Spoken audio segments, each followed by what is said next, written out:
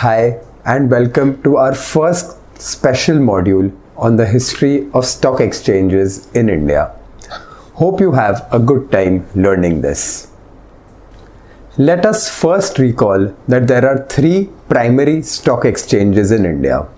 The Bombay Stock Exchange, which was established in 1875, the National Stock Exchange of India, which was established in 1992, and the Metropolitan Stock Exchange, which was established in 2008.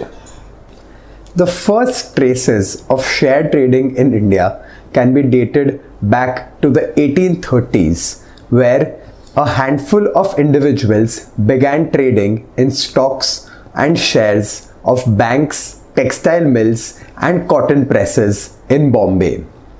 By 1850, a handful of 22 individuals became stockbrokers and started trading in shares opposite the town hall in Bombay under a banyan tree. The next 25 years led to tremendous growth in the number of stockbrokers who not only traded in the market but also facilitated trading in the market. The number of stockbrokers grew from 22 in the 1850s to around 250 in 1874. This not only led to more trading in the market, but also more individuals were now participating in the markets through stockbrokers. This led to the formation of the Native Share and Stockbroking Association, which in 1875 was formally converted and recognized as the Bombay Stock Exchange.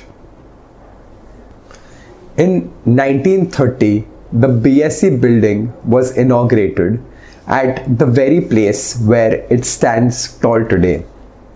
It is important to recognize the contribution of Premchand Roychand, who is considered as the architect for formulating procedures for stock trading that are still followed today.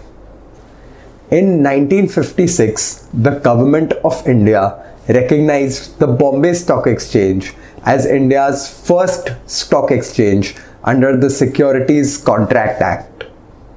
In 1992 came a major change when the National Stock Exchange of India was incorporated and established as a fully electronic stock exchange.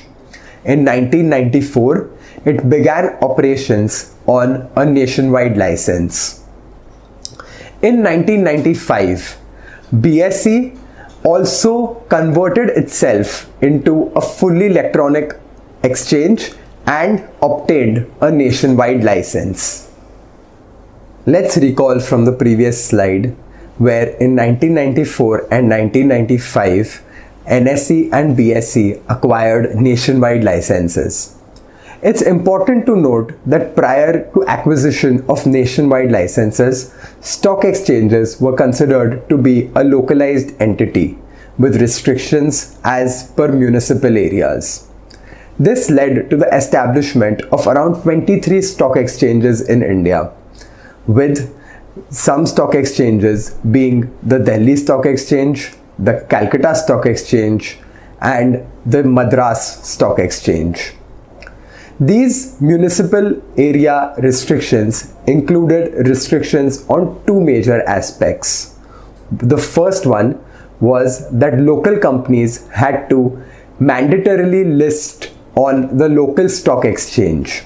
Therefore, this meant that if a company from Calcutta wanted to tap the stock market to raise funds, it had to first list itself on the Calcutta Stock Exchange before listing on the Bombay Stock Exchange, even if listing on the Bombay Stock Exchange was more lucrative. The second restriction was on the fact that stockbrokers had to be from the local area. Therefore, a stockbroker whose primary office was in Calcutta could only facilitate trading on the Calcutta Stock Exchange. Once BSE and NSE got nationwide licenses, the restrictions on company listing requirements as well as on stockbrokers were removed. As Bombay was the financial capital, most companies were listed on the Bombay exchanges, and now newer companies also prefer to list themselves on the Bombay exchanges. As a result, more and more stockbrokers preferred to work on the Bombay exchanges. Even though the other exchanges did manage to get the license to go nationwide, they were unable to cope up with the volume and activity of their Bombay counterparts. Therefore, ultimately, they became inactive and went out of business.